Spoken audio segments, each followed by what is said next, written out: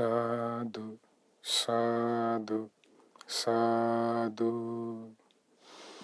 නමෝ තස්ස භගවතු අරහතෝ සම්මා සම්බුද්දස්ස නමෝ තස්ස භගවතු අරහතෝ සම්මා සම්බුද්දස්ස නමෝ තස්ස භගවතු අරහතෝ සම්මා සම්බුද්දස්ස සාදු සාදු සාදු.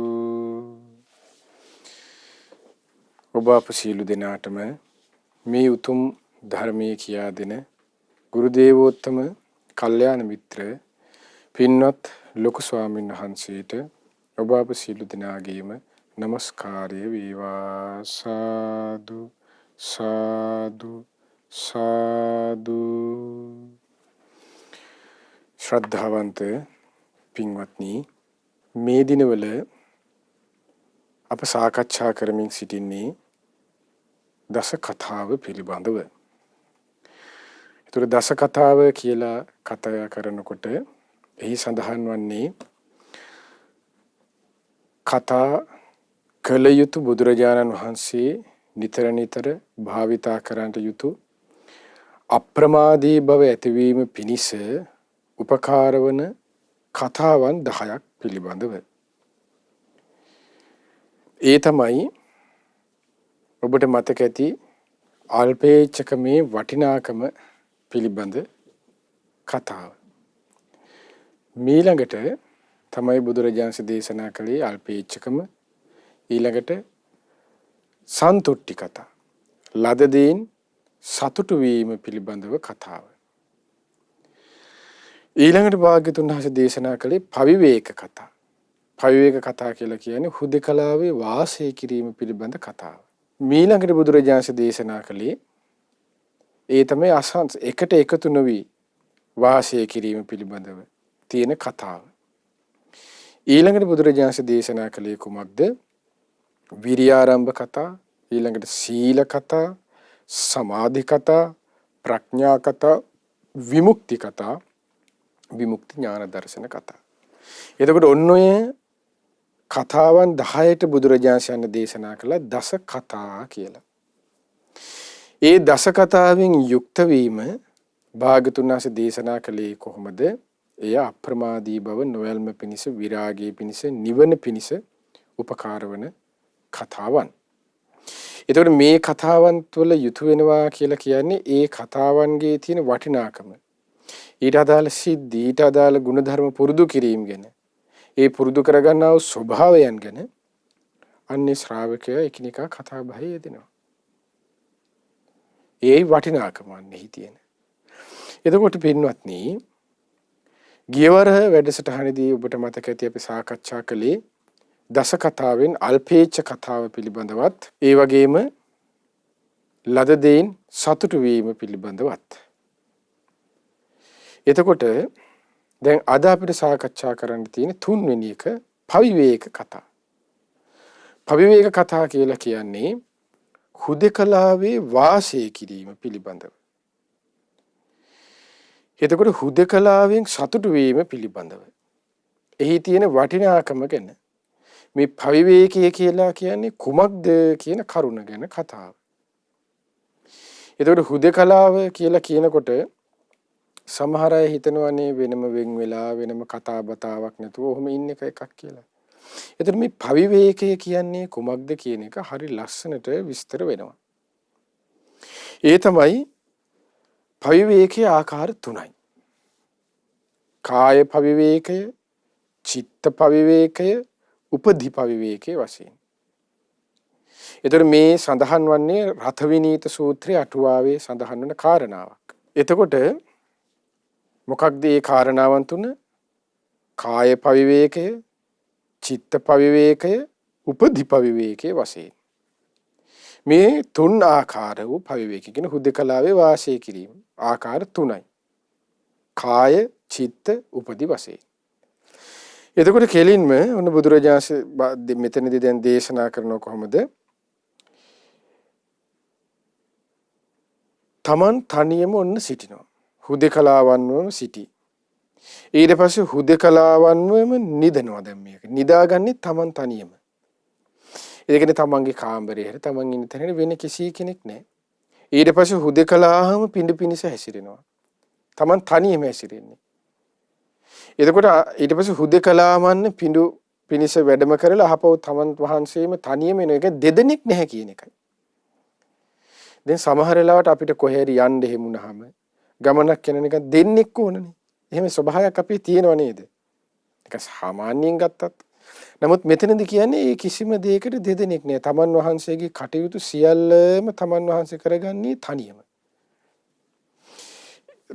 පිණ්ඩපාත වැඩිය තමන් වහන්සේ තනියම වඩින්නේ. කුටියේ ඇතුලේ වැඩ ඉන්නකොට තමන් වහන්සේම තනියම ඉන්නේ. ඊට පස්සේ නිදනකොට තමන් වහන්සේ විතරයි තනියම නිදන්නේ. ඊට පස්සේ හුදේකලාම පිණිපිස හුදේ සක්මන් කරනකොට සක්මනට බැස්සත් තමන් වහන්සේ තමයි තනියම සක්මන් කරන්නේ. තනියම සක්මන් කරයි. හුදේකලාවම හැසිරෙයි. හුදේකලාවම වාසය කරයි. ඊට පස්සේ අන්න ඒ විදිහට වාසය කිරීම දේශනා කරනවා කොහොමද? කාය පවිවේකය කියලා. ඔහු කයෙන් අන්න හුදේකලාව වෙනවා. කාය පවිවේකය. තමන් වහන්සේගේ සීල කටයුතු තමන් වහන්සේ තනියම දෙකනේ දෙදෙනෙකුගේ සහභාගීත්වයක් නැහැ. පිණ්ඩපාත කරගන්න ගියත් ගිලම්පස ටිකක් වළඳන්න ගියත් ඊට පස්සේ යම් කිසි කටයුතු සඳහා එළියට බහැරට වැඩම කළත් ඊට පස්සේ බණ භාවනා ආදී සක්මනකට වැඩම කරන්න ගියත් ඒ හැම කටයුත්තක්ම තමන් වහන්සේ තනියම. අනේතකොට හුදේකලාවේ වාසය කරනවා. තමන් වහන්සේගේ කුටියේ තමන් වහන්සේ විතරයි තනියම ඉන්නේ. එතකොට ආන්නේ වාග්යතුන් වහන්සේ දේශනා කළේ කොහොමද? කාය පවිවේකයේ හැටියට. කාය පවිවේකය. ඊළඟට චිත්ත පවිවේකය. චිත්ත පවිවේකය කියලා විස්තර කරන්න මෙතනදී කුමක්ද? ඒ තමයි අෂ්ට සමාපatti ආදී. ඒ කියන්නේ පළවෙනි දෙවෙනි තුන්වෙනි හතරවෙනි ධ්‍යාන ආදී සිට සීල අෂ්ටඵල විමෝක්ෂයන්. ඒ සියල්ල ලබා ගැනීම අන්න චිත්ත පවිවේකයයි. දැන් කාය පවිවේකය කියන එක කෙනෙකුගේ ජීවිතයකට අතිශයින්ම වැදගත්. මොකද කාය පවිවේකයෙන් අපි යුතු වුණොත් චිත්ත පවිවේකයක් කරා යාමේ හැකියාවක් තියෙනවා. හිතන්නකො සාමාන්‍යයෙන් ඔන්න දෙනමක් වහන්සේලා ඔන්න භාවනා කුටියක ඔන්න කුටියක හරි කාමරයක හරි ඔන්න අපි දෙන්නෙක් ඉන්නවා කියලා හිතන්නකෝ. එතකොට ඔන්න මොකද වෙන්නේ? දැන් මම වාඩි වෙලා භාවනා කරනවා නම් ඊළඟ කෙනාට එතකොට නිින්ද වෙලා දැන් හිතන්න නිින්ද යාගෙන ඉනවා කියලා. එතකොට යා සජ්ජායනා කරන්න ගත්තොත් කොහොමද? තමන්වත් ඒ අර වාඩි වෙලා භාවනා කරන කෙනාට භාවනා කරගන්න පුළුවන්ද? ඔන්න ඊට පස්සේ මම සක්මනට බහිනවා. කෙනෙක් හිතන්නකො සක්මන් කරනවා කියලා. ඔන්න සක්මන් කරනකොට අර ස්වාමීන් වහන්සේ වාඩි වෙලා භාවනා කරලා හිතන්නේ. ඒතර සක්මනේ ඇවිදින කරන සද්දය එනවා. ඊට පස්සේ ඔන්න මම ඒතක තවන් වහන්සේ නමක් කවුරු හරි ඔන්න තව කෙනෙක් සක්මන් කරනවා. ඊට සක්මන ළඟ ඇවිල්ලා කෙනෙක් අතු ගන්නවා. උදුළු ගන්නවා. ඒතර ඔය වගේ සිද්ධි තියෙනවනේ. දැන් මේ කියන්නේ තමන් වහන්සේගේ කුටියේ තමන් වහන්සේ ඉන්න තැන තමන්ගේ කාමරේ මේ පිඟුතුනේ කාමරේ. ඒතර ඒකේ තමන් තනියම වාසය කරන්නේ. ඒ තනියම වාසය කරන්නේ කොමකටද? අර කුසලයේ දියුණු කරගන්න අදිෂ්ඨානෙන් ඒ වීරියෙන් කැපවීමෙන් යුක්තව සිටින්නයි. දෙදෙනෙකු නැතුව දැන් භාග්‍යතුන් වහන්සේ හරි ලස්සනට දේශනා කරනවනේ එක තැනක තියෙනවනේ දෙදෙනෙක් නැතුව ගමනක් බිමනක් යන්න තියෙන එකත් හරි පහසුයි කියලා. Taman තනියම ගමනක් බිමනක් යනකොටත් හරි පහසුයි කියන භාග්‍යතුන් වහන්සේ සරලවම කෙටියෙන්ම දේශනා කරනවා කොහොමද? ඒ තමයි කියනවා තනියම ඔය යන එනකොට පවා තමන්ගේ වැසිකිලි කැසිකිලි ටික පවා පහසුවෙන් කරගන්න පුළුවන් කියනවා. දෙන්නෙක් එක ගියොත් එහෙම ඒ කියන්නේ টয়ලට් යන එකටම හරි කරදරයි ඒක. හරි දෙන්නෙක්ගේ එකතු වීම ඒ කියන්නේ හරි අර්බුද සහිතයි. ඒකයි දේශනාව තුළ තියෙන්නේ තනියම වාසය කරන එක රහතන් වහන්සේලා කියන බ්‍රහ්මීක් වගේ කියනවා. මේ තනියම වාසය කරනවා කියන එක. දෙන්නෙක් එක්ක ඉන්න එක ගමක් වගේ කියනවා. තුන්වෙනි දිනෙක එක්ක ඉන්න එක තමයි කෝලාහලයකට තමයි ඊට වඩා වැඩි වුණොත් යන්න වෙන්නේ කියනවා. ඒ පිරිස වැඩි වෙන්න වැඩි වෙන්න එක ප්‍රශ්නනේ. දැන් හිතන්න සරලව අපි බණ භාවනා පැත්තක් අයින් කරමු. ඔන්න ගෙදර මිදුල අතු ගන්න අපි ගියා කියමු ගෙදර කට්ටිය. ඔන්න හැමෝම තමන්ගේ මිදුල අතු ගන්න අපි හිතන්නේ ඔක්කොම අපි හිතමු කොටස් වලට අපි හිතමු ඉස්සරහ කෑල්ල මම අතු ගන්නවා තමන් ඔන්න තනියම තව කෙනෙක් කියනවා පිටිපස්සේ මිදුල් කෑල්ල මම. එහෙම නැතුව අපි හිතන්නකෝ ඕන් ඔක්කොම එක රංචුව පිටින් යනවා අතු ගන්න කියලා. මොකද්ද අතු ගන්න යන එකේ තියෙන එතකොට එක අදහසක ඉන්නවනම් කමන්නේ. ඔන්න එක්කෙනෙක් කියනවා පොල්ලත් හැදේට අඩු ගාමු කියනවා. තව එක්කෙනෙක් කියනවා නෑ නෑ කුණු ටික එකතු කරලා අහක් කරලා දාමු කියනවා. තව කෙනෙක් කියනවා නෑ නෑ මෙහෙම රවුම් දෙති අරන් යන් කියනවා මිදුල. මිදුල අතු ගන්න වෙන්නේ අවසානයේ මොකද වෙන්නේ? කෝලාහලයක් තමයි වෙන්නේ. ඒතර අතු ගන්න බලන්නකො එහෙන් පිරිසක් එක්ක තනියම කරනවා තරම් හරි නිදහසක් නැහැ හිතට. ඒකේ කාය විවේකයේ මේ කියන්නේ ඒකයි. ඒ නිදහස අතිශයින්ම වැදගත්. ඒ කියන්නේ මේ පිරිසක් එක්ක එකතු වෙලා වැඩක් පළක් කරන්න නෙමෙයි. පිරිසක් එක්ක එකතු වෙලා වැඩක් පළක් කරන්න පුළුවන් සමාන අදහසින් යුක්තයි නම්. අර ඔක්කොමලාගේ දැන් අද කාලේ ස්වභාවය කොමකද? ඒ එක දිට්ඨි සාමාන්‍ය ගතික භාවයකින් යුතු වුණොත් කාය විවේකයටත් චිත්ත විවේකයට ඒ කියන්නේ කාය පවිවේකයටත් චිත්ත පවිවේකයටත් එය හරි වැදගත් වෙනවා. දෘෂ්ටි සාමාන්‍යක දෘෂ්ටි වලින් එකිනෙක තමාගේ අදහසින් ආකල්පයෙන් එකිනෙක සමානයි. ඒතර අදහස ආකල්පයේ තියෙන වතපිළිවෙත කරලා ඒකෙන් සමාජය පිරිසිදු කිරීමේ කටයුතු කරලා ඒකෙන් බැහැර වෙන්න නම් ඒ කටයුතු කළා ඒන් බැහැරලා තමන්ගේ අරමුණක් තියෙනවනේ. ඒ කුමක්ද? දෘෂ්ටි සාමාන්‍ය ගතික භාවයක තුල තියෙන අදහස යන කුමක් දෘෂ්ටි සාමාන්‍ය ගතික භාවය යන කුමක්ද? කුමක් පිණිසද තමා ධර්මයේ හැසිරෙන්නේ කියන එකයි. ඒ කියන්නේ නිවන පිණිසයි මේ හැමදේම කරන්නේ කියන අදහස තුබුනොත් ඒ අදහසින් නැතුව වෙන කටයුතු වල යෙදීමක් ගියොත් අන්න එතන අරුබුදයක් හටගන්නේ. ඒකයි දැන් භාගතුන් වහන්සේ දේශනා කරන්නේ. මොකද අපි ගොඩාක් එකට එකතු වෙලා හිටියට දැන් ගෙදරකුණත් ඔබ භාවනා කරන්න ගියොත් එහෙම ඔබ වැඩ පින දහමක් කරන්න ගියොත් එහෙම කොච්චර ප්‍රශ්නද බලන්න. ඒ ගෙදරම දෘෂ්ටි සාමාන්‍ය ගතික භාවයෙන් පුද්ගලයන් පුතා එක විදිහක්. ඊට පස්සේ දුව තව විදිහක්. මිනිස්සයා තව විදිහක්. අම්මා ඔන්න සමහර වෙලට සිල් අරන් ඉන්නවා. ඒ අතරින් මිනිහා කෑ ගහනවා තේ එකක් හදලා දෙන්න කියලා. ළමයි කෑ ගහනවා යුවේ නැද්ද කියලා. ඊට පස්සේ කොල්ලා එක්ක කවුරු හරි ළමයෙක් එක්ක ප්‍රශ්නයක් දාගෙන ගහමරාගෙන පොලිසිය ගාන යන්න වෙනවා. එතකොට බලන්නකෝ අන්න ඒකයි මේ තියෙන අර්බුදය කියලා කියන්නේ. එතකොට ඒ තුලින් තමාට කායික වශයෙන්වත් අඩුම ගන්න විවේකයක් ලැබෙයිද නැහෙනේ. ආයදී කායික වශයෙන් ලැබෙන්නේ නැති විවේකයකට හිතන්න බෑනේ. චිත්ත විවේකයක් කරා යයි කියලා. දැන් චිත්ත විවේකය කියලා කියන්නේ කොහොමද? සමාධි සියල්ල දියුණු කරමින් ධ්‍යාන සියල්ල දියුණු කරලා අෂ්ට විමෝක්ෂ කරා යන එකක් නේ. අෂ්ට සමාපත්තියෙන් දක්වා සම්පූර්ණ චිත්ත විවේකයේ හැටියට හැඳින්වෙයි. ඒතර කාය විවේකයක් නැති පුද්ගලයෙකුට චිත්ත විවේකයක් ගැන කතා කරන්න ඕනේ නැහෙනේ. එතකොට ඒකයි හරිය ලස්සනට දේශනාවේ තියෙන ශුන්්‍යත සූත්‍රය එහෙම. මේ පිරිස එක්ක වාසය කරන මේ තියෙන අර්බුදය ගැන. දැන් ඊළඟට මේ විවේකයේ මේ පවිවේකයේ කියන එක තවත් ඊළඟට විස්තර කරලා තමයි ඊළඟ දස කතාවේදී ඊළඟ කරුණේදී දැන් තියෙන අසංසග්ග කතාව අසංසට්ඨෝනේ ඊළඟ එක. එකට එකතු නොවි වාසය කිරීමේ වටිනාකම ගැන ඊළඟට තියෙනවා. ඒතකොට ඒකත් මේකත් එක්කම සමානව යන දෙයක්. ඊළඟ කතාව දස කතාවන්ගේ. එතකොට කාය විවේකය, කාය පවිවේකය ඒ කිව්වෙම කුමක්ද? හුදෙකලාම තමන් සිටිනවා. හුදෙකලාම නිදයි. හුදෙකලාම පිඬු පිනිස ඇසිරේ. හුදෙකලාම ඒ පිඬු කරගෙන හපවුත් තමන් වහන්සේම තනියෙන් වඩි. හුදෙකලාම සක්මන් කරයි. හුදෙකලාම සජ්ජායනා කරයි. හුදෙකලාවෙම හැසිරේ. හුදෙකලාම වාසය කරයි. මෙසේ වූ කලීමේ කාය පවිවේකයයි. අනේකයි වටින කාය පවිවේකය කියලා කියන්නේ. චිත්ත පවිවේකය කියේ මොකක්ද? ධ්‍යාන දියුණු කරගනිමින් අන්න අෂ්ට සමාපත්තීන් ඇති කර ගැනීම. ඒ චිත්ත පළවෙනි ධ්‍යානයෙන් යුක්තයි කියන චිත්ත පවිවේකයෙන් ඉන්න කෙනෙක්.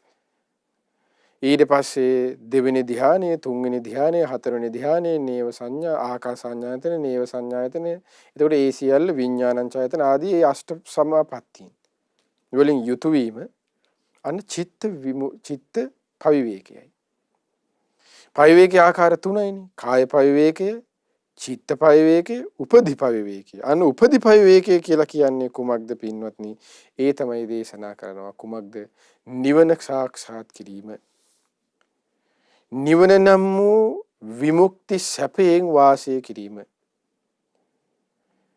ඒ නිවන නම් වූ නිවන් සැපයට ඒ සැපය තුළ වාසය කරනවා ශ්‍රාවකින් වහන්සේ. ඒක තමයි උපදි පවිවේකය. උපදි කියලා කියන්නේ සියලු කෙලෙසුන් දුරු කිරීමෙන් ලැබෙනා වූ සැපය නිවන.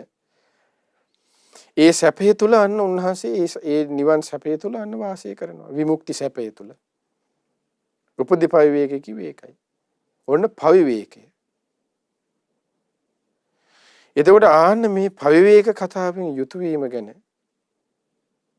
වටිනාකමින් මේ විදිහට යුක්ත වෙන්න ඕන කියන කතාව බුදුරජාණන් වහන්සේ දේශනා කරනවා. කතා කරන්නේ ශ්‍රාවකයන් විසින් කියලා. සම්නිපතිතානං ඕද්වයන් කරණේ. එකට එකතු වුනහම කරුණු දෙකක් කරන්න. අරියව තුනී බව එහෙම නැත්. එක්ක නිස්සද්ද භාවනාවක් කරන් ඉන්න. මෙහෙම නැත්තම් දස කතාවෙන් යුක්ත වෙන්න. මේ දස කතාවන්න කාය පවිවේකය, චිත්ත පවිවේකය, උපදි පවිවේකය. අන්න පවිවේක කතා. මේ සරලව මේ විග්‍රහ කරගෙන යන්නේ. ඊළඟට අසංසට්ඨෝ. ඒ කියන්නේ මොකක්ද? එකට එකතු වීම, ඇලී ගලී වාසය කිරීම, පිරිස සමග තමයි ඇලී සිටීම. අසංසට්ඨ කියලා කියන්නේ ඒකයි. එතකොට අන්නේ නැත්තම් අපි කියව සංසර්ගයන්. එකට එකතු වීම කියන එක. එතකොට ආන්නේ කරුණ පස්වදෑරුම් කියනවා. දැන් ඔබට මතක ඇති අල්පේච්ඡකම ගැන ගියවර වැඩසටහනේ එතකොට අන්න එහිදී අල්පේච්ඡකම ගැන වෙනම විග්‍රහ කළා. ඊට පස්සේ කුමක්ද 12 ආකාරවට විග්‍රහ වුණා ලද දෙයින් සතුටු වීම පිළිබඳව. අල්පේච්ඡතාවයේ 4 ආකාරයකින්. ඊළඟට 12 ආකාරයෙන් ලද දෙයින් සතුටු වීම පිළිබඳ කතාව. පවිවේක කතාව 3 ආකාරයකින්. ඊට පස්සේ මේ එකට එකතු වීම සංසර්ගය. එතකොට ආන්නේ දේශනා කරන 5 ආකාරයි කියලා.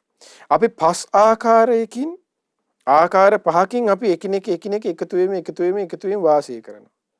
ආන්නේ එකතු වීම වල ආදීනව ගැන කතා කරමින් ඒයින් වෙන්වීම ගැන අන්න කතා කරන්න ඕනේ කිව්වා.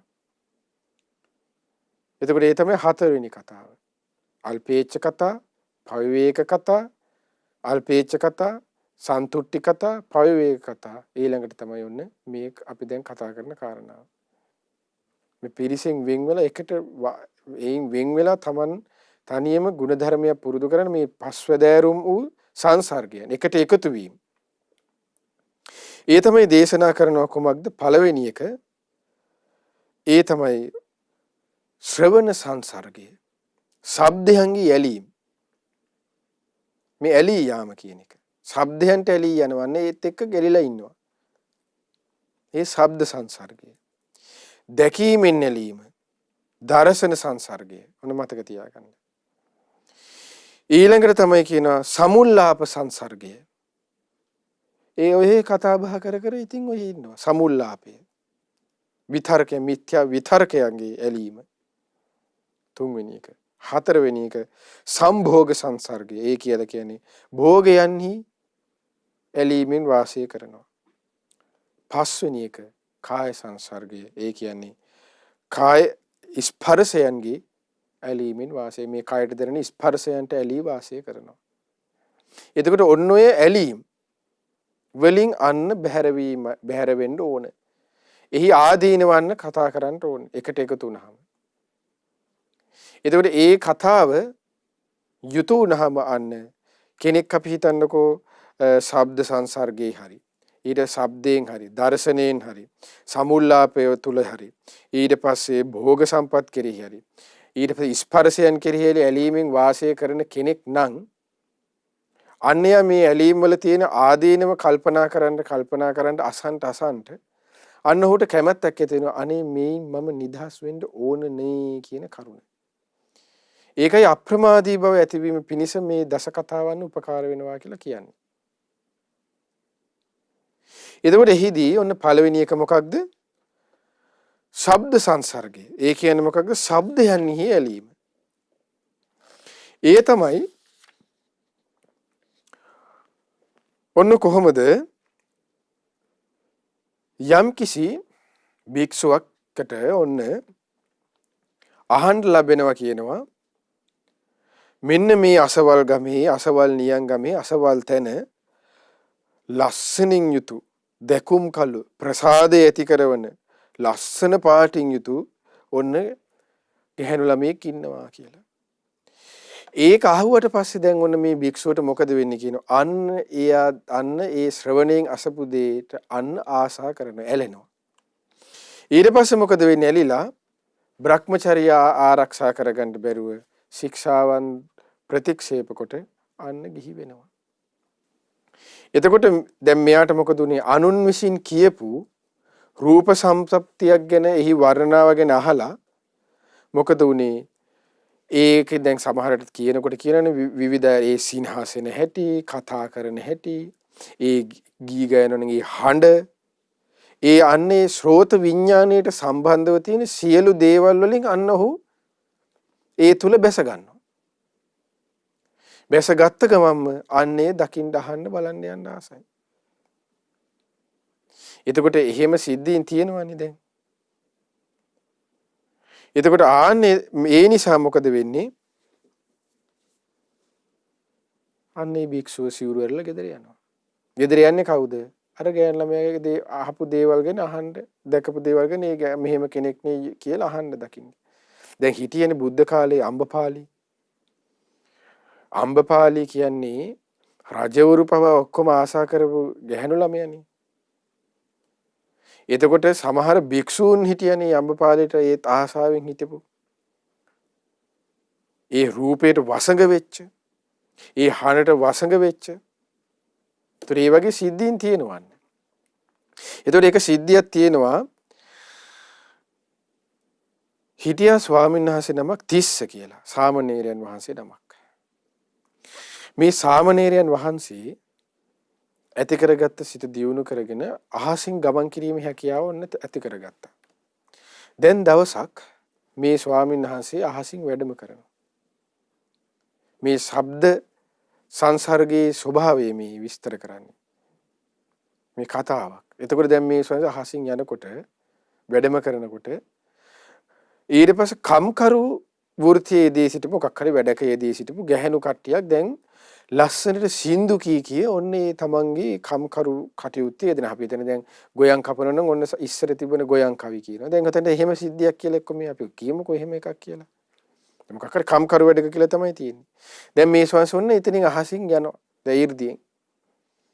යනකොට මොකද උනේ? දැන් මේ ගැහණුන්ගේ මේ හඬ මේ ගී ගායනා හඬ ඇහුණා.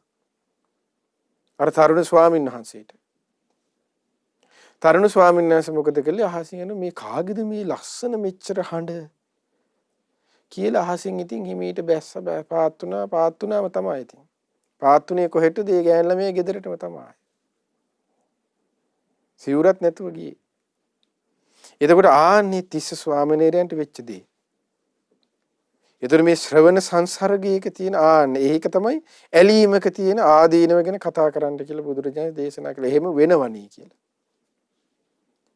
ඒතකොට ශ්‍රවණ සංසර්ගය. ඊට පස්සේ මොකද බුදුරජාණන් ඊළඟට දේශනා කළ ශ්‍රවණ සංසර්ගය දෙවෙනි එක දර්ශන සංසර්ගය. දැකීම් පිළිබඳව භික්ෂුවක් ගන්න ආශා කිරීම ඇති වෙනවා. දැකලා ඒ දෙයට ආශාවෙන් ගන්න මේ ගිහි වෙනවා. ඒතකොට අන්නේ දැකීම් වල තියෙන ආදීනව ගැන කතා කරමින් ඒ කතා කරනකොට ඒ භික්ෂුවට අන්න නූපන් වීරිය මතු වෙනවා කුසලයේ වඩන්න. දැන් හිතන්නකෝ දැන් මෙහිම අපි හිතන්නකෝ දැන් මොකක් හරි හඬක් අහලා මොකක් හරි දෙයක් අහලා මොකක්ද දැන් මෙතන දර්ශනේ ලස්සන ගෑන් ළමෙක් දැන් උන්න පින්ඩ පාත යනකොට දකින්න. එතකොට දැන් මොකද හිතෙන්නේ? ගෙදර යන්න හිතෙනවා. ඉදිරි හිතුනට පස්සේ මේ භික්ෂුව ඇවිල්ලා තමන් වහන්සේගේ සබ්‍රහ්මචාරීන් වහන්සේලාත් එක්ක කතා කරගෙන කියනකොට දැන් එහි ආදීනවන ප්‍රකට නෑ මෙහිමයි සසර මෙහිමයි. එතකොට අන්න ඒක තමයි මේ කියන්නේ දර්ශන සංසර්ගයේ එහි ඇලීම අන්න බාධාවක් වුණා. ඒට උපකාර වෙන කල්යාණ මිත්‍ර ඇසුර. එතකොට හිතන්නකෝ අර කලින් වැඩසටහන අපි කියවනේ මොකෝත් කතා බහ කරන්නේ නැතුව බිම් බලාගෙන ඔරවගෙන යන කෙනෙක් හිටියා කියලා. දැන් මෙයාට එහෙම අදහසක් ඇති වුණොත් දැන් මෙයා ඉස්සරිදම හිටියේ කතා බහ නැතුව බිම් බලාගෙන පහේ කෙනෙක් නම් දැන් ආයෙ ඊළඟට දැන් කට්ටියම හිතන්නේ තු බිම් බලාගෙන හරි සාන්තව අඩියක් නෑ අඩියක් උස්ස හිමීට පොළොවටවත් රිදෙන්නේ නැති ගානට තීතිය යන කෙනෙක් නේ වෙලි කැටයක්වත් රිදෙන්නේ නැති ගානට ගිය කෙනෙකුට දැන් මෙහෙම අවස්ථාවක් වුණා කියමුකෝ. ලෝකයා හිතුවේ කොහොමද සර්ව සම්පූර්ණ දැන් භික්ෂුවක් කියලා දැන් හිතුනේ ලෝකයට බාහිරට පේන්නේ. දැන් බාහිරට එහෙම පේනකොට ඇතුලේ වැඩ කරන්නේ මොකද්ද? අර යනකොට දැක්ක කෙල්ල ගැන. දැන් මේ හාමුදුරන්ට කට ඇරලා කියන්න බෑනේ. ඇයි තමන් දැන් කිව්වොත් එහෙම තමන්ගේ ප්‍රතිරූපයත් ඉවරයි. ඇයි තමන් ඉවාසි ඉන්නේ කොහොමද රහතන් වහන්සේ වගේනේ. ඒතකොට කතා බහ කරන්නේ.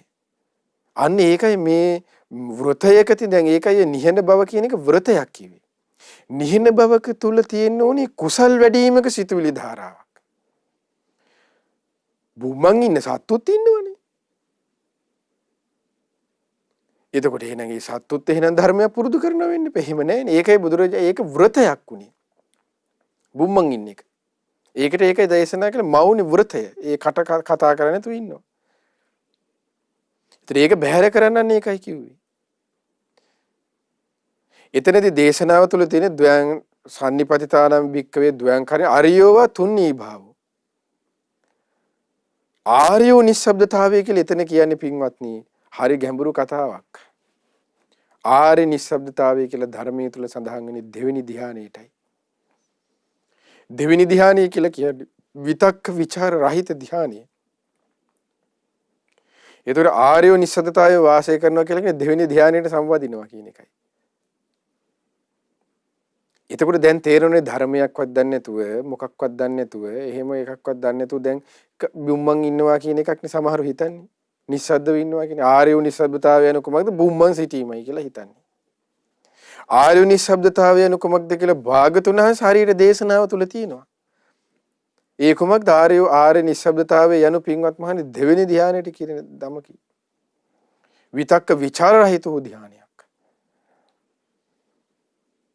ආන්න බලන්න ධර්මයක තියෙන ධර්මයේ ධන්න ස්වභාවයේ භෞසෘත භාවයක තියෙන වටිනාකම කියන්නේ ඒකයි. බලන්න ඒක නැති නිසා ඔහු ධර්මයේ කියලා අල්ලන් හිටියේ කුමක් දන්න? නිසද්දව කට පියාගෙන ඉන්න එකක් නේ කියලා.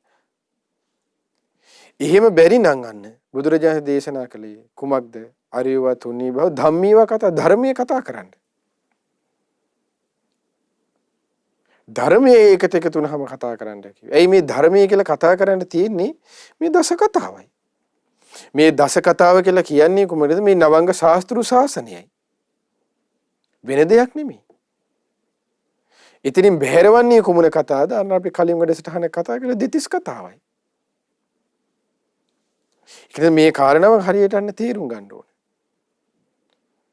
ඒතරන්නේ ඇලීම් අන්න දුරු කරන්න ඕනේ. පස් ආකාරෝ ශ්‍රවණයෙන් එළියාම ඊළඟට දර්ශනයෙන් එළියාම එතන හරිය ලස්සන කතාවක් තියෙන මේ දර්ශනයෙන් එළියාමේ ස්වභාවය ගැන දීඝවාපී මේ ලංකාවේ වෙච්ච සිද්ධියක්. ඔන්න එක් තරුණ භික්ෂුවක් දීඝවාපී විහාරයට වැඩම කළා. ඒ කාලේ දීඝවාපී විහාරයේ සහතන් වහන්සේලා වැඩ දැන් පාමුක් දේශනා කරන දැන් අර අපි කියන පොහොය කරනවා කියලා. පොහොය කරන්න වැඩම කළා. වැඩම කරලා පස්සේ ඒ තරුණ ස්වාමීන් වහන්සේට මේ ගුරු ස්වාමීන් වහන්සේ මගේ මේ ශිෂ්‍යයන් වහන්සේට අනතුරක් වෙන්න තියෙනවා. මෙයා මේ ගම හරහා යවන්න නැතුව වෙනම මාර්ගයකින් යවන්න ඕන කියලා දැන් ගුරු ස්වාමීන් වහන්සේ මේ සිද්ධිය දැකලා ශිෂ්‍ය ස්වාමීන් වහන්සේට කිව්වා ආස්මතුන් ඔයා පොය කරලා ඉවරලා ගමෙන් යන්න එපා වෙන වෙන මාර්ගයකින් යන්න තමන්ගේ වෙහෙරට කිව්වා. දැන් ශිෂ්‍යයා මොකද හිතුවේ? ඇයි මේ මගේ ගුරු ස්වාමීන් වහන්සේ මට මෙහෙම ගම මැද්දෙන් යන්න එපා කිව්වේ? අන්තරාවක් තියෙනවා කියලා කිව්වේ. ශිෂ්‍යයා හිතුවා මේ අන්තරාව මොකක්ද කියලා මට තේරුම් ගන්න මට නිකන් බලන්න. දැන් තියෙනනේ සමහර මෝඩ පහේ මිනිස්සුන්ට එපා කිව්වට පස්සේ සමහරවිට කියනවා ඔයාට මෙහෙම ප්‍රශ්නයක් වෙයි යන්න එපා. නමුත් එයාට මොකද හිතෙන්නේ ඒක ටෙස්ට් කරලා බලන්න. අනේ ටෙස්ට් කරලා බලන જાතිය කෙනෙක් ඔන්න වෙච්ච දේ. එකලත් ඉඳලා තියෙනවා කියන්නේ. දැන් මේ හාමුදුරන්ට මොකද උනේ මේක ටෙස්ට් කරලා බලන්න ඕනේ කියලා හිතුණා. මොකද්ද මේ අන්තරාය? මේ හාමුදුර මොකද කරේ? දැන් පෝය කරලා ඉවර වෙලා ටෙස්ට් කරලා බලන්න දැන් යනවා ගම මැද්දෙන්. ගම මැද්දෙන් ගියා කිසිම ප්‍රශ්නයක් නැහැ. පින්ඩපාතෙත් කරගත්තා. දැන් පින්ඩපාත කරගෙන ඉවරලා දැන් වෙහෙරටත් වැඩියා. දැන් උදේ වරුවේ ගම මැද්දෙන් පින්ඩපාත කරගෙන පෙරේ දැන් කලින් දවසේ රාත්‍රියේ තමයි පොහොය කරේ. දැන් පොහොය කරලා ඉවරලා අනිත් දවසේ උදේ තමයි ගුරු ස්වාමීන් වහන්සේ කිව්වා ගමින් මැද්දෙන් යන්න එපා අනිත් පාරෙන් යන්න. දැන් මම ටෙස්ට් කරලා බලාගෙන ගමින් පින්ඩපාතෙත් කරගෙන ගියා. ඉතින් ටෙස්ටිං වල අවුලක් නැහැ. ඊට පස්සේ මොකද වුනේ දැන් වෙහෙරේ ඉන්නවා. ඉන්නකොට හවස එනවා වයසක පහේ අම්මෙක්. ඇවිල්ලා කියනවා ස්වාමීනි ඔබ වහන්සේට මතකද? අද උදේ වරුවේ ඔබ වහන්සේ අපේ ගෙදරින් පින්ඩපාත කරගෙන හිම වැඩියා. ඒතර අර ඉතින් අර ස්වාමීන් වහන්සේ කිව්වා අනේ ඔව් අම්මා මට මතකයි කිව්වා. ඊට පස්සේ මොකද වුනේ දැන් ඒ ස්වාමීන් වහන්සේ දැන් ඒ ස්වාමීන් වහන්සේට අර අම්මා කිව්වා අනේ ස්වාමීනි පොඩි මේ තරහ අවසර තරහ ගන්න එපා පොඩි කාරණාවක් කියන්න තියෙනවා කිව්වා. මොකක්ද අම්මා කියලා ඇහුවා. දැන් අර මිලෝ අනේ මොකක්වත් දන්නේ නැති අර අහිංසක ගුණයක් පුරුදු කරගෙන හොඳ භික්ෂුවක් මේ. අර අම්මා කිව්වා අනේ අපේ හාමුදුරනේ මේ මෙහෙමයි මොකොත් හිතන්න එපා අපිට ධන දාන්නේ තියෙනවා සල්ලි භාගෙත් තියෙනවා ඔබ වහන්සේටත් පෙවුරනේ අපේ ගෙදරට වැඩියට පස්සේ ඔබ වහන්සේට මතකද අර ගේ ඇතුළේ හිටපු මගේ දුව කියලා ඇහුවා. අර කහපාට සලුවක් පුරවගෙන සලුවක් බෙල්ලට දාගෙන අර හිටී දුව. ආව මට මතකයි චුට්ටක් මතකයි වගේ කිව්වා. අනේ අපේ හාමුදුරනේ ඒ දුව හඬා වැළපෙනවා ඔබ වහන්සේ කසාද බඳින්න ඕන කියලා කිව්වා. දැන් ගියේ පින්ඩපාතේ උනේ මොකද? කසාද බඳින්න. මේ හාමුදුරුවෝ කිව්වා අම්මා ඒක භික්ෂුවකට ගැලපෙන්නේ නැහැ නේ හොඳ නෑනේ කියලා අම්මා ඔහොම ආපහු යන්න මම ආයෙ පැත්තේ පින්ඩපාතේ ඉන්නෙත් නැහැ කියලා දැන් අනේ දැන් තේරෙනනේ භික්ෂුවත් අහිංසක කෙනෙක් එතකොට. දැන් ආන්නේ අන්තරාය තමයි දැක්කේ ගුරු ස්වාමීන් වහන්සේ. දැන් මොකද උනේ? අර අම්මා ගියා ආපහු ගෙදර. ගිහිල්ලා කිව්වා "තියෙනි පුදුවේ හාමුදුරුවෝ ගන්න හරියන්නේ නැහැ. ඉතින් කරන්න දෙයක් නැහැ මේ ඉවසන් හිටහන් කිව්වෝ ඕන තරම් කොල්ලෝ ඉන්නේ මොහොදින්නේ කමාලු වෑයි කිව්වා මොකද හාමුදුරුවෝ නම බඳින්න යන්නේ කියලා. හාමුදුරුවෝ නම බඳින්න ඕනේ හිටහන් කිව්වත් කොල්ලෙක් හොයලා දෙන්නම් කිව්වා. මේ කෙල්ල මොකද කියන්නේ නෑ නෑ හාමුදුරුවෝම ඕන. දැන් අද කාලේ නම් දැන් ඊට පස්සේ මොකද උනේ දැන් ඒ කාලේ මිනිස්සුන්ගේ නම් හොදක් තිබ්බේ අද සමහර අයට වඩා දැන් එහෙම ඕන වුණාම සමහර අය අර හාමුදුරුවන්ට ඉනාපනා දෙනවනේ අද කාලේ නම් ගන්න වුණාම දැන් ඒ කාලේ මිනිස්සු ඉනාපනා වෙලාවට දුන්නේ තිබ්බේ නැද්ද දන්නෙත් නෑ කොහොමද දන්නේ ඒ කාලේ අද කාලේ නම් ඔන්න ඉනාපනාවක් හරි දීලා හාමුදුරුවෝ දැහ ගන්නවනේ අනේ අර අම්මා මොකද කිව්වේ ඉවසන් හිටහන් කෙල්ල කියලා කිව්වා කෙල්ලට සැර දාලා කිව්වා දුවට මේ කෙල්ල මොකද කරේ කෑ බිවි මොකුත් නෑ හාමුදුරුවෝ ගැන හිතාම මැරලා ගියා මැරලා ගිහිල්ලා ඊට පස්සේ දැන් ඔන්න දැන් අර හාමුදුරුවොත් ඒ ಗುಣ දැන් බලන්නකෝ අහිංසක ස්වාමීන් වහන්සේගේ ස්වභාවය කියන්නේ ඒ ගමේවත් හිටියේ නෑ වෙන ඈත පළාතකට වැඩියා. දැන් දීඝවාපේ හිටපු ස්වාමීන් වහන්සේ මේ කොළඹ පළාතේ කැලණී ප්‍රදේශයට වැඩම කළා. මේ ප්‍රශ්න නිසා. එතකොට ඒ කාලයේ තුල දැන් මේ දැන් ඒ ප්‍රශ්න නිසා ඔන්න දීඝවාපි පැත්තෙන් ඒ කියන්නේ දැන් හිතන්නකෝ අම්පාරෙන් කොළඹට ආවා. ඒතර ගොඩාක් දුරයිනේ. දැන් මේ ස්වාමීන් ප්‍රශ්න නිසා ඔන්න දැන් කොළඹ කැලණී පන්සලේ වැඩ ඉන්න ওই ප්‍රදේශේ. අනේ අහිංසකව ආයෙ බණ භාවනා කරගෙන ඉන්නවා. දවසක් අම්පාරේ දැන් ඒකේ පැත්තෙන් ඔන්න දීඝවාපි පැත්තෙන් ස්වාමීන් වහන්සේ නමක් වැඩිය කැලණි විහෙර වඳින්න. වඳින්න ආවට දැන් මේ බොහෝ කාලයක් ගිහිල්ලා දැන් මේ ප්‍රශ්නේ වෙලා. වඳින්න ආවිල්ලට පස්සේ මොකද උනේ? අර මහලු ඒ අඳින්න ආවෙන් ටික වයසක පහේ ස්වාමීන් වහන්සේ නමක් ඇවිල්ලා කිව්වා අර තරුණ ස්වාමීන් වහන්සේට අනේ පියා පුතුන් වහන්සේ මෙන්න මේ වස්ත්‍රය අරගෙන මට මේකෙන් පොඩි ලේන්සු කෑල්ලක් මහලා දෙන්න බැරිද ඔයාට කියලා ඇහුවා. ඊට පස්සේ මේ භික්ෂුවට මේ භික්ෂුව ඇහුවා කොහෙන්ද මේ හරි ලස්සන සිනිඳු රෙද්ද ඔබ වහන්සේට කියලා ඇහුවා. ඔබ වහන්සේ කොයි පැත්තේ ඉඳන්ද වැඩ මම මේ දීඝවාපියේ ඉඳන් වැඩිය කිව්වා. මේ ඔබ වහන්සේට කොහින්ද මේ ලස්සන සිනිඳු රෙද්ද කියලා ඇහුවා.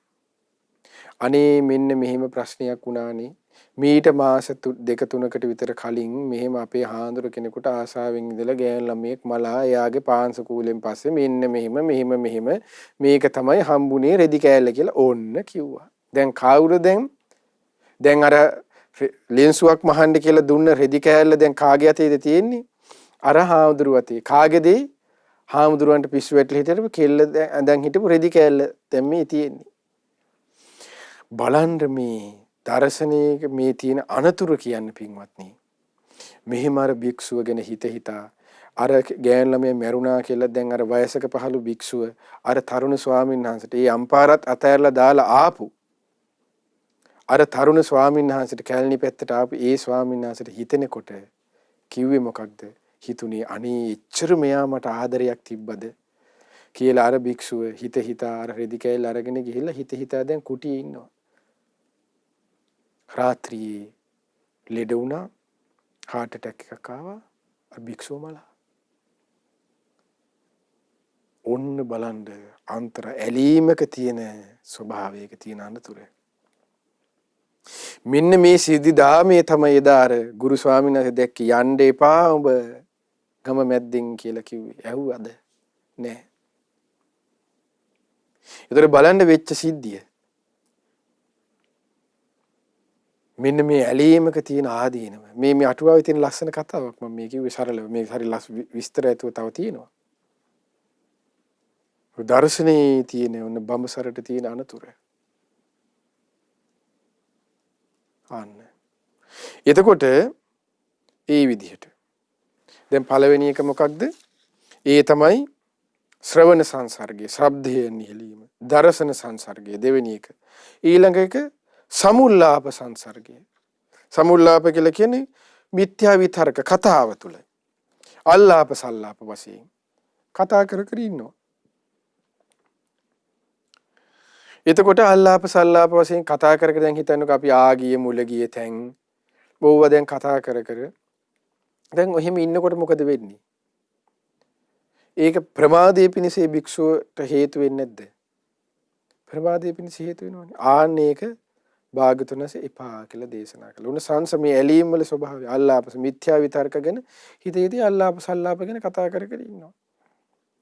මේ මිත්‍යා විතර්කයන්ට මොනවද අයිති වෙන්නේ? කාම සංකල්පන, ඊට පස්සේ ව්‍යාපාද සංකල්පන, අව්‍යාපාද සංකල්පන. අන්නේ විතර්කයන් කීදීදී කතා කර ඉතින් ඉන්නවා. එතකොට ඒක තමයි අන්න සමුල්ලාප සංසර්ගය. අල්ලාප සල්ලාප තුල එදී සිටින්නේ. ඒ යන ප්‍රමාදයේ පිණිස ඇති වෙන කාරණාව. ඒතර පස්වැදෑරුම එකේ තුන්වෙනි එක. පළවෙනි එක මොකද්ද? ශ්‍රවණ, දෙවෙනි එක දර්ශනය, තුන්වෙනි එක අල්ලාප සල්ලාප. හතරවෙනි එක කොමක්ද දේශනා කළේ? භෝග. භෝග ඒ කියන්නේ වස්තුන් ලැබෙන දේවල් ගිලම්පස ආදී පීංජවර පින්ඩපාත සේනාසන ආදී ලැබෙන බෙහෙත් පිරිකර ඒ පිරිකර ආදී දේවල් ගැන අන්න භෝගයන් කිවි භික්ෂුවකට ලැබෙන භෝගයන් ඒවා. පන්සල ওই දේවල් හැමදේම භෝගයන්. දානමානී සියල්ලම. අන්න ඒ සම්බන්ධව ඔන්න ඇලී ගැලීමේ සිටීමේ ආදීනව ගැන කතාවේ යුක්ත වෙන්න කියලා බුදුරජාණන් දේශනා කළා.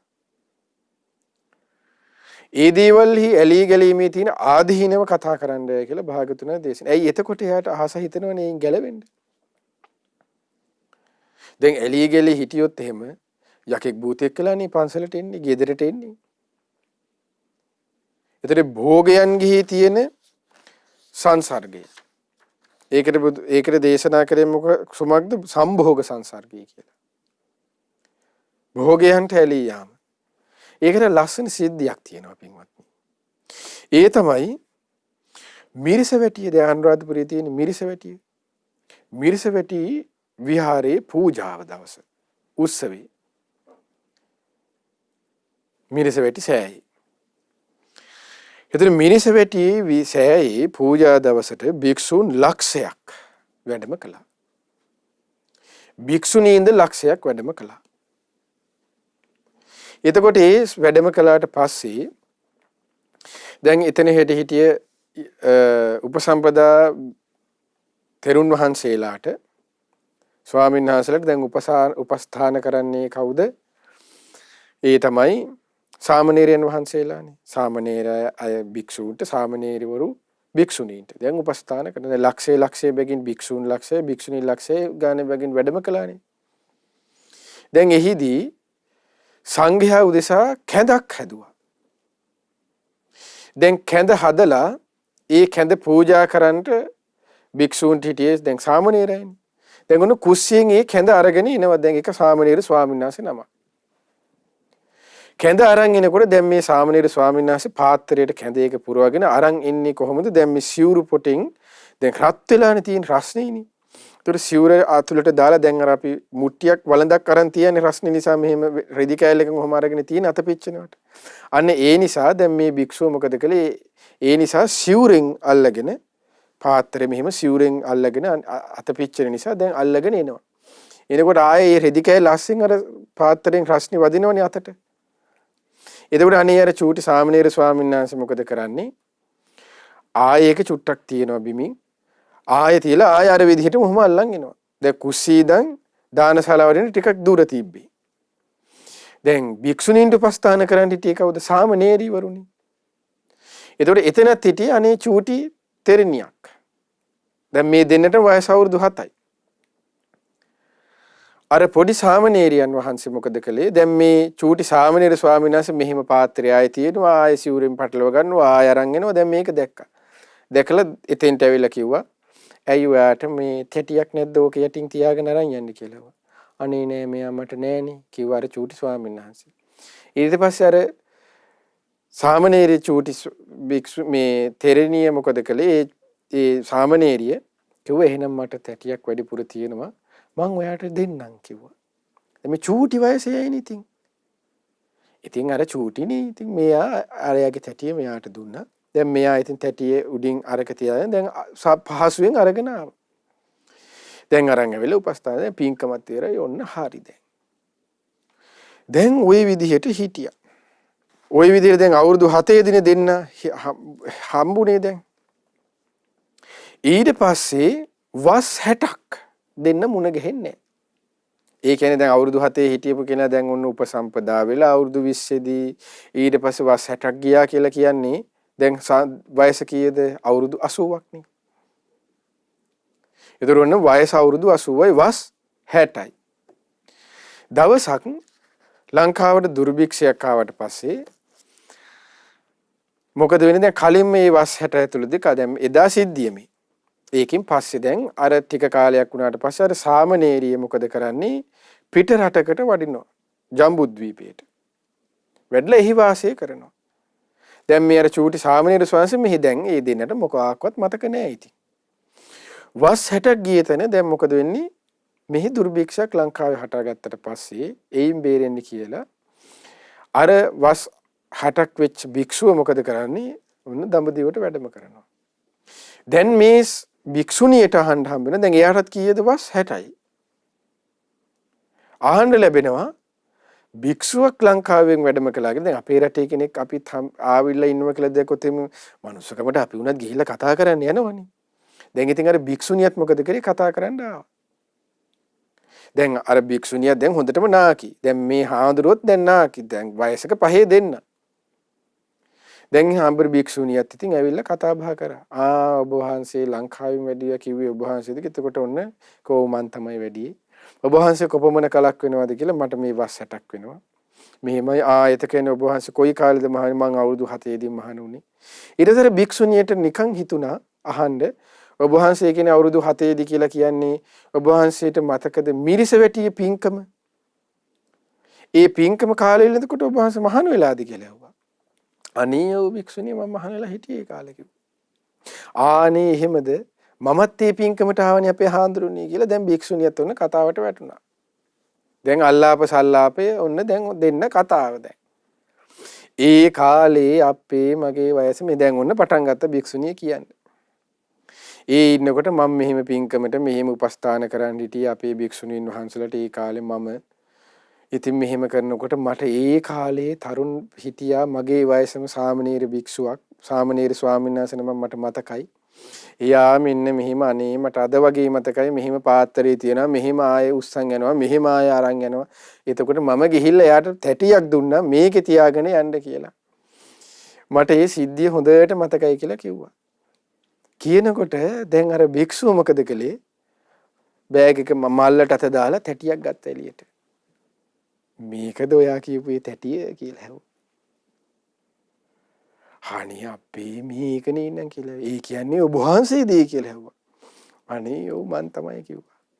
අපේ ඔබ වහන්සේ ඒ තැටිය තාම තියාගෙන හිටියනේ මං ගැන. හිත නේද කිව්වා. ඔව් ඔව් මං ඒ තැටිය ඔයා දුන්න නිසා ඉතින් එදා ඉඳන් තියන් හිටියක තියාගෙන හිටිය තමයි. දෙන්න ඉන්දියාවෙම පැනලා ගියා. එතකොට බලන්න මේ සංසර්ගයක තියෙන ආදීනවය. එහෙම දෙන්න ඉතින් ඇල්ල ගිහිල්ලා ඉන්දියාවෙම හිටියා ජෝඩුව. අවුරුදු 80ක් වෙලත් වස් 60ක් වෙලත් පින්වත්නි එහෙම වුණා නම් ඉතින් දැන් තේරෙනවා ඇතිනේ සංසර්ග මේ ඇලීමක තියෙන ආදීනවය ගැන. ඔන්න කොහොමද ඒක තමයි භෝග යන්නේ ඇලීම. දැන් මොකක්ද මේ භෝගේ උනේ? තැටිය. බත් කහපු තැටිය. තැටියෙන් කරපු හදිය ඔන්න වෙච්ච දේ. එතකොට භෝග සංසර්ගය. ඊළඟට තියෙන්නේ කුමක්ද? භෝග සංසර්ගය. ඊට පස්සේ තමයි කාය සංසර්ගය. ඒ තමයි කියනවා ස්පර්ශය. කයෙන් කය ගැටීම ස්පර්ශයෙන් තියෙන ඇලීම. දැන් ඒ ඇලීම් වලට ස්පර්ශයට ඇලිලා යනනේ අපේ හිත. භෝගයන්ට අන්න අපේ හිත ඇලිලා ගියා. ඔන්න අපේ හිත යනවා ශබ්දයට හිත ඇලිලා යනවා. ඊට පස්සේ දර්ශනයට හිත ඇලිලා යනවා. ආන්නේ ඇලීම් වල තියෙන ආදීනමේ තමයි කතා කරන්න කිව්වේ. ඒතර මේ සීදිදාමයෙන් තියෙන ඔබටත් හරි ලස්සනයි මේ මජ්ක්‍ධිම නිකායේ අටුවාව කියව ගන්න පුළුවන් පළවෙනි පොත් වහන්සේගේ. අටුවාවේ මේ රත විනීත සූත්‍රයේ අටුවාවේ මේ කතන්දර හරි සඳහන් වෙන්නේ. මේ දස කතාව හරි ලස්සනට විග්‍රහ කරලා තියෙන්නේ. එතකොට ඔන්න කාය සංසර්ගය කියලා කියන්නේ ඒ ස්පර්ශයන්.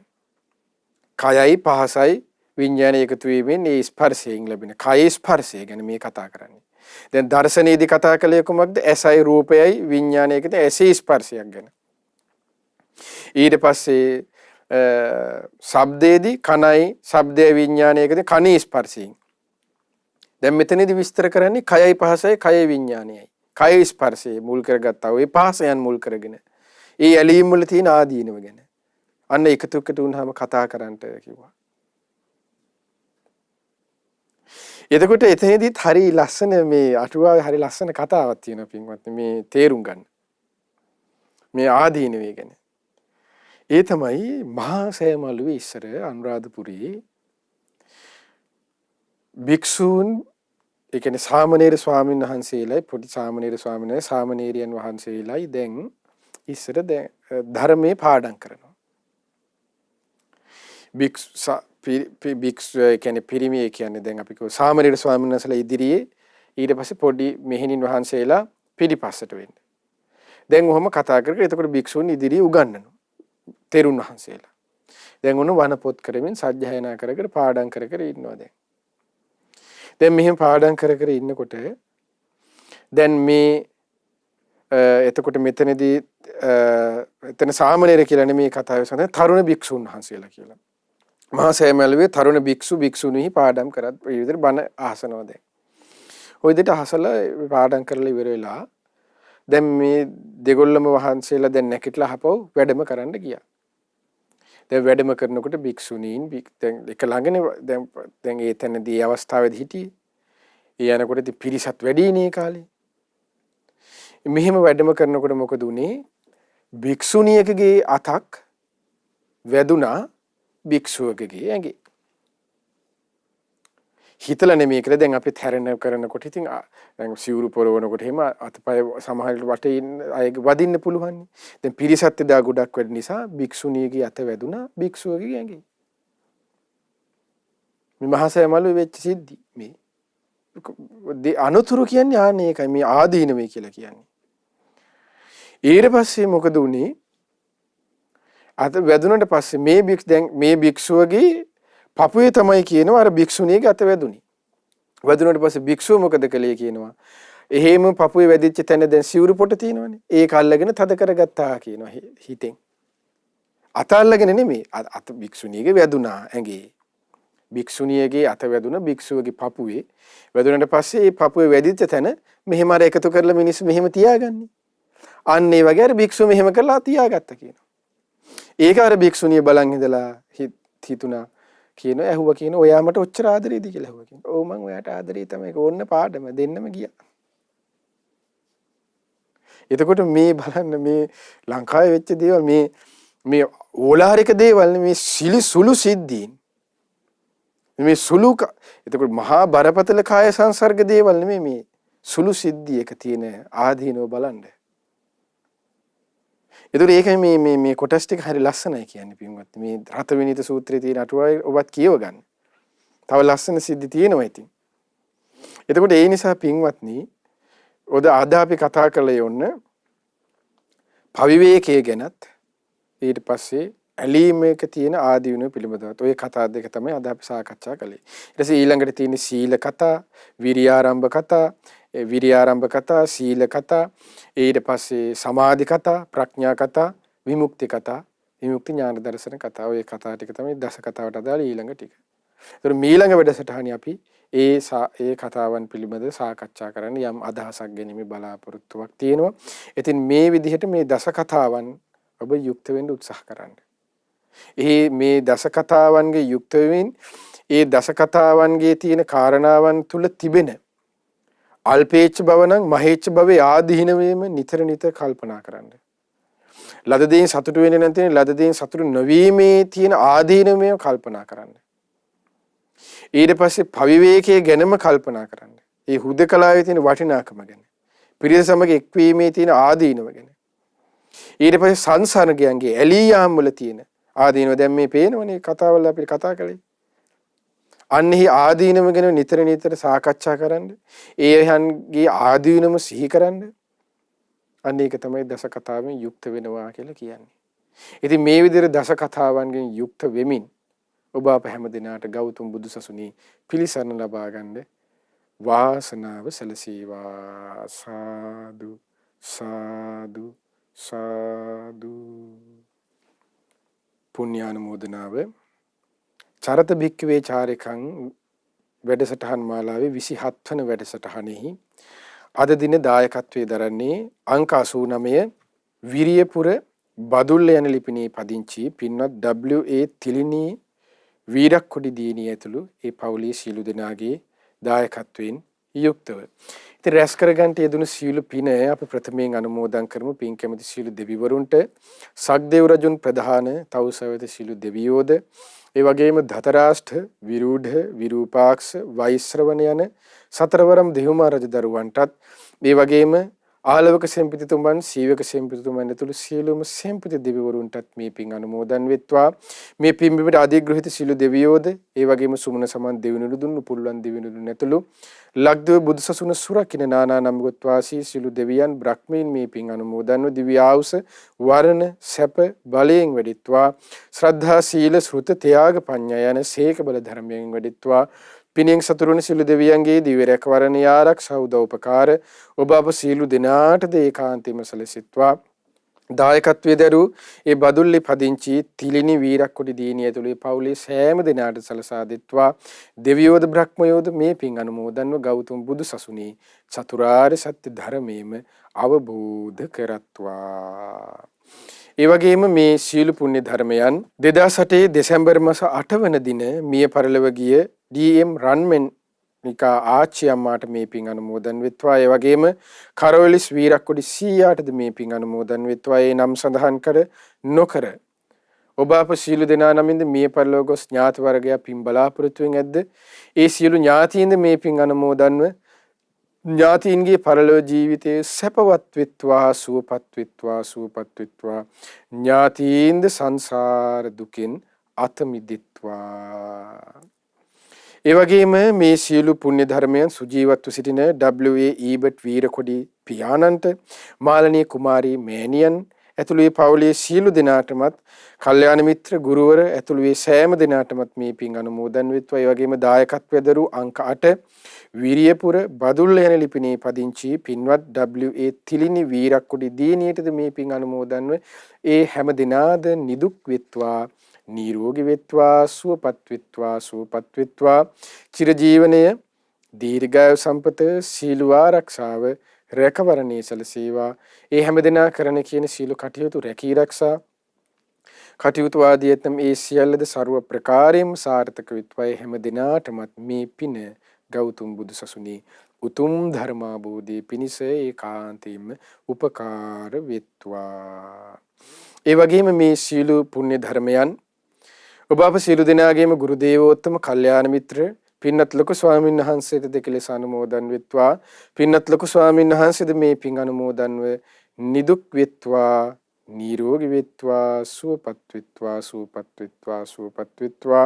චිරජීවනයේ දීර්ඝාය සම්පත, සීල ආරක්ෂාව, රැකවරණේ සැලසේවා. ගුරු දේවෝත්තම පින්වත් ලොකු ස්වාමීන් වහන්සේද මේ පිනත් උතුම් ධර්මාභෝධී පිණිස උපකාර වේවා. ඒ වගේ මේ සීල පුණ්‍ය ධර්මයන් ලක්වාසී ලෝවාසී සීල පින්වත් ස්වාමින් වහන්සේලාටත්, අනගාരികා මෑණිවරුන්ටත් මේ පින් අනුමෝදන් මහා සංඝරත්නයේට නිදුක් නිරෝගී සුවපත් භාවයේ චිරජීවනයේ දීර්ඝායු සම්පත සැලසේවා. සුවසී පිළිවෙතේ දෙන්නත් මේ පින ඒකාන්තයෙන්ම හේතුපකාර වේවා. ඒ වගේ මේ පින් ඔබ අප සියලු දෙනාගේම දෙමාපිය, ගුරුවර, නෑදෑ හිත මිතුරු ඇතුළු සෑම දෙනාටමත් ශ්‍රද්ධා මාසික ධර්ම දාණයෙන් උදව් උපකාර කරන, නන්නයිරින් උදව් උපකාර කරන්නා වූ, සිව්පසෙන් උපකාර කරන්නා වූ ඒ සෑම දෙනාටමත් මේ පින් අනුමෝදන් වේ. ඔබ අප සියලු දෙනාද නිදුක් වෙත්වා, නිරෝගී වෙත්වා, සුවපත් වෙත්වා, සුවපත් වෙත්වා, සුවපත් වෙත්වා. චිරජීවනයේ දීර්ඝායු සම්පත, සීල ආරක්ෂාව, රැකවරණේ සැලසේවා. සුවසී පිළිවෙතේ දෙන්න මේ පිනත් ඔබ අප හැම දිනාට ඒකාන්තයෙන්ම උපකාර වෙත්වා. හැම දිනාටම තෙරුවන් සරණයි. නමෝ බුද්ධාය. මෙවැනි වටිනා ධර්ම දේශනා ශ්‍රවණය කිරීමට ශ්‍රද්ධා ඩේලි YouTube චැනලය සබ්ස්ක්‍රයිබ් කරන්න.